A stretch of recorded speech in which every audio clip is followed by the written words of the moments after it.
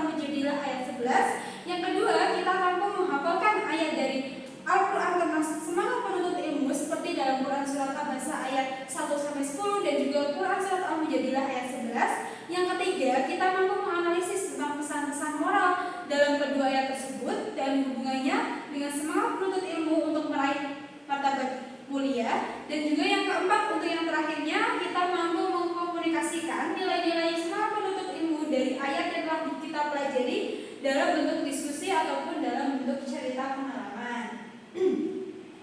Oke, dalam pembahasan kita kali ini kita akan ada 3 pokok pembahasan. Yang pertama itu ada tentang dalil-dalil dalam semangat penuntut ilmu. Yang kedua ada tentang isi kandungan dari Quran Surat Abasa ayat 1-10 dan juga Quran Surat Al-Mujadilah ayat 11. Dan yang ketiga itu kita akan belajar tentang konsep ilmu dalam Islam.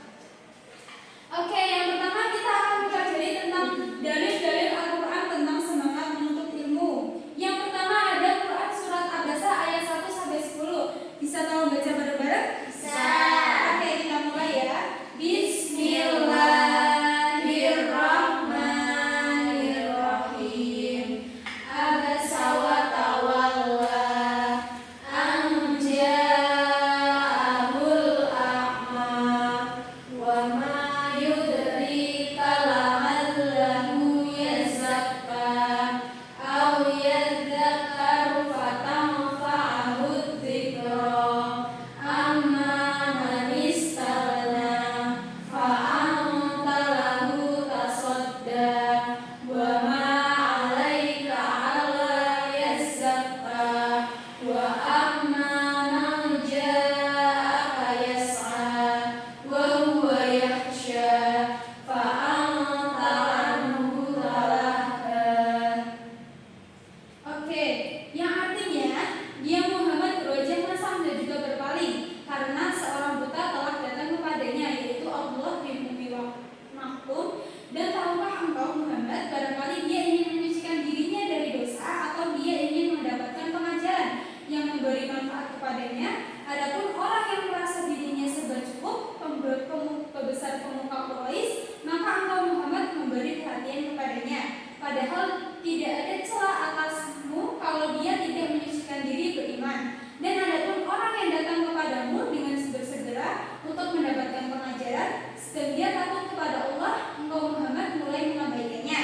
Adapun dalam Quran Surat Al-Mujadilah ayat 11, bisa tolong baca bareng-bareng? Bisa. Bismillahirrahmanirrahim.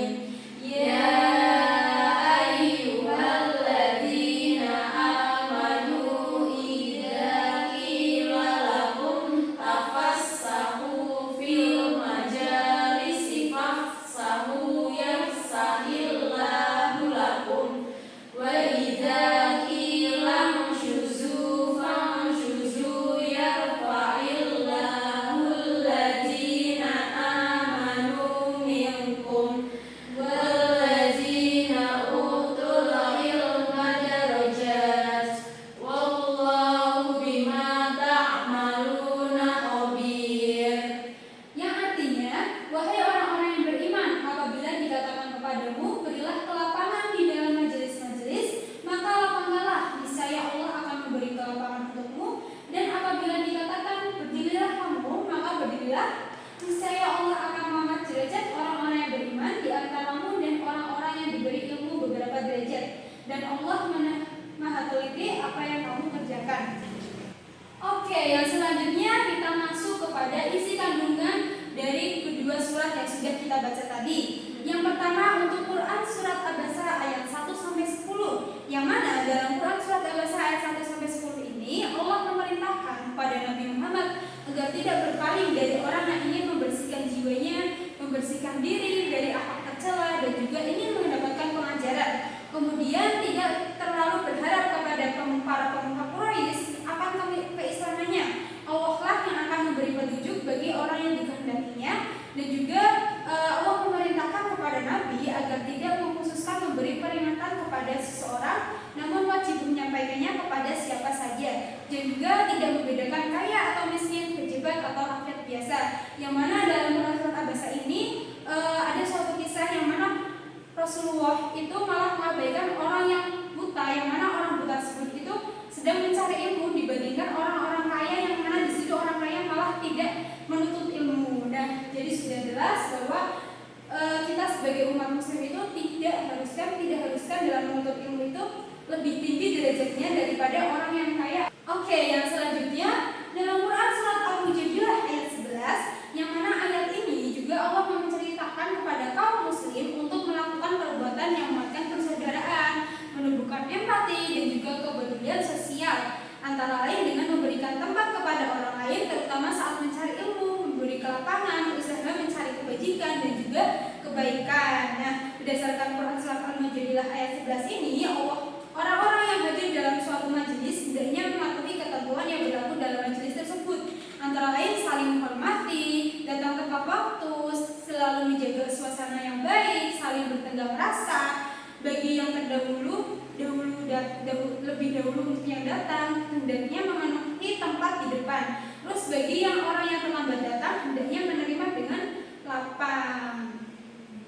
Nah, selanjutnya kita masuk ke dalam materi yang ketiga, yaitu tentang konsep ilmu dalam Islam. Yang pertama kita masuk kepada pengertian dari ilmu sendiri. Nah, tadi kan kalian sudah tahu nih bahwa ilmu itu adalah pengetahuan. Secara menurut etimologi dalam bahasa Arab, ilmu juga diartikan sebagai mengetahui. Sedangkan pengertiannya menurut istilah, ilmu adalah suatu sifat yang dengan sifat tersebut, sesuatu tersebut dituntut untuk terungkap dengan sempurna.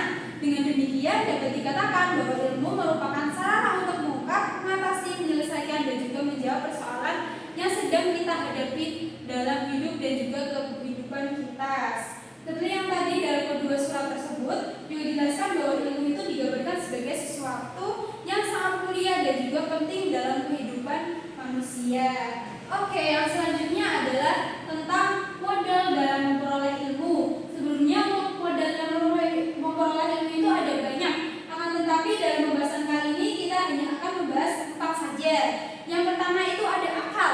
Yang mana akal ini adalah kemampuan berpikir yang dimiliki oleh setiap manusia. Modal akal ini dijadikan sebagai modal utama dalam memperoleh ilmu karena dengan akal memungkinkan seseorang untuk memahami, menganalisis dan juga menyimpulkan informasi yang diperoleh melalui otak. Tanpa akal yang sehat, seseorang itu tidak dapat memproses pengetahuan yang diterima dengan baik.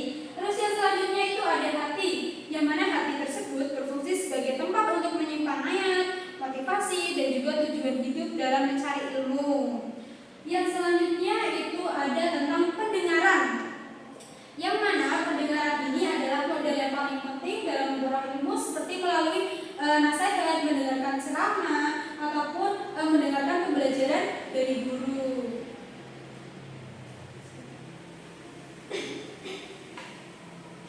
Yang selanjutnya itu ada tentang penglihatan, yang mana penglihatan adalah alat untuk memperoleh ilmu melalui observasi secara langsung, yang mana kegiatan ini itu seperti mengamati eksperimen di laboratorium ataupun dengan melihat kehidupan sosial di sekitar kita. Yang terakhir kita akan masuk tentang sikap yang harus dimiliki para pencari ilmu. Yang pertama itu ada tentang fokus, yang mana fokus di sini berarti kemampuan untuk mengarahkan perhatian sepenuhnya pada apa yang sedang kita pelajari tanpa terganggu oleh hal lain. Yang mana pencari ilmu itu harus dijaga terjaga konsentrasi saat belajar, tidak mudah teralihkan oleh berbagai gangguan seperti media sosial ataupun percakapan yang tidak penting. Yang kedua itu ada konsisten, yang mana pencari ilmu itu harus memiliki komitmen untuk belajar setiap hari meskipun hanya sedikit.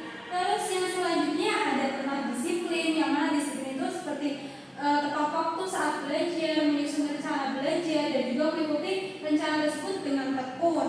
Dan juga yang selanjutnya itu ada continue, yang mana continue itu pencari ilmu itu tidak hanya belajar ketika ada ujian ataupun tugas saja, tetapi harus belajar sepanjang masa jika ada waktu. Nah, mungkin cukup itu saja untuk materi kita kali ini. Oke, untuk sesi selanjutnya Ibu akan membagi kalian menjadi 2 kelompok, yaitu ada kelompok 1 dan juga kelompok 2, yang mana tugas kalian itu mencari tentang contoh-contoh konkret dari Quran surat Al-Baqarah ayat 1 sampai 10 dan juga Quran surat Al-Mujadilah ayat 11. Nah, Ibu beri waktu 2 menit, 5 menit untuk diskusi kalian. Oke, sudah selesai?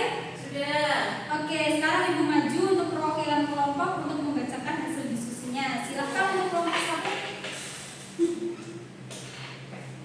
Oke, jadi kelompok 1 membahas tentang Quran surat Al-Baqarah ayat 1 sampai 10. Yang pertama ini ada pentingnya memperlakukan semua orang dengan adil. Contohnya seorang guru yang memperlakukan semua murid dengan adil, tidak hanya fokus pada siswa yang pandai atau populer saja, tetapi juga memberi perhatian khusus pada siswa yang pemalu atau berkebutuhan khusus. Yang kedua, jangan meremehkan orang yang tampak lemah. Contohnya di lingkungan kerja kita sering memperhatikan atasan atau rekan yang berprestasi, tetapi mengabaikan tugas kebersihan, padahal mereka juga manusia yang panas dihargai dan didengar. Oke, betul sekali. Tepuk tangan buat kelompok 1. Selanjutnya untuk kelompok 2 silahkan.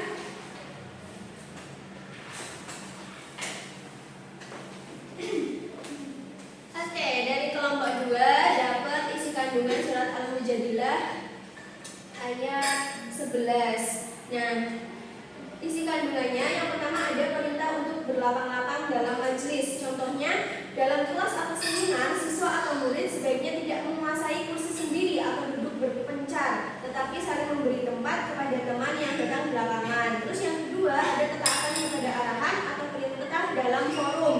Contohnya, jika guru atau pemimpin acara meminta peserta untuk berpindah atau memberi tempat kepada tamu, maka sebaiknya langsung dilaksanakan dengan lapang dada. Oke, betul sekali. Tepuk tangan buat kelompok 2.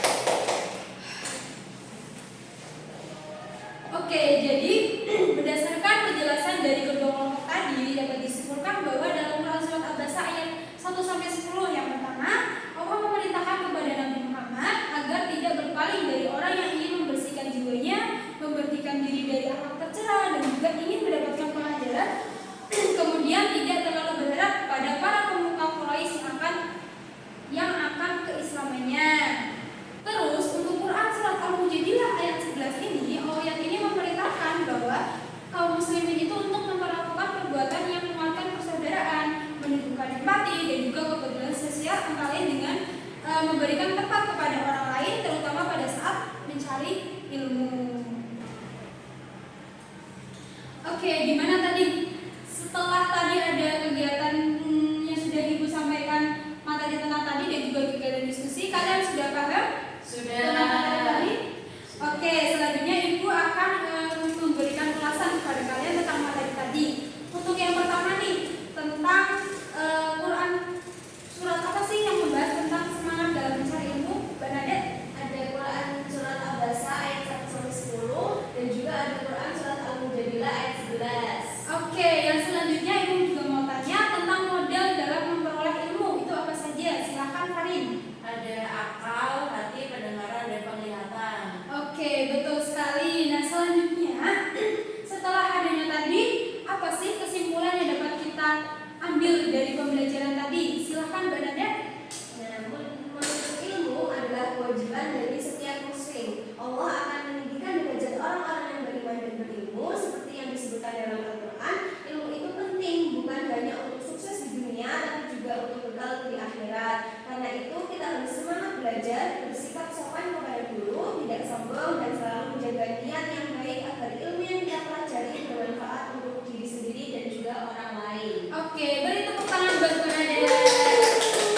Oke, jadi sebelum menutup pelajaran, Ibu juga mau menyampaikan kesimpulan pembelajaran kali ini, yang mana menuntut ilmu adalah kewajiban mulia dalam Islam yang memberikan kedudukan tinggi di sisi Allah bagi orang-orang yang beriman dan juga berilmu. Seperti dalam Quran surat Al-Baqarah ayat 1 sampai 10 dan juga Quran surat Al-Mujadilah ayat 11, kita itu diajak untuk memahami bahwa semangat mencari ilmu itu tidak boleh dipandang dari status sosial, akan tetapi juga dari ketulusan dan juga kesungguhan hatinya.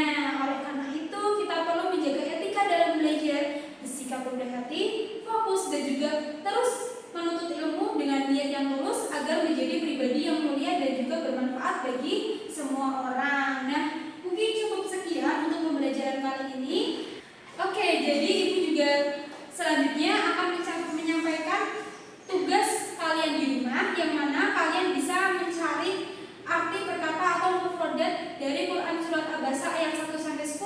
juga Quran surat Al-Mujadilah ayat 11. Nah, nanti kalian bisa ditulis di kertas untuk kemudian minggu depannya kalian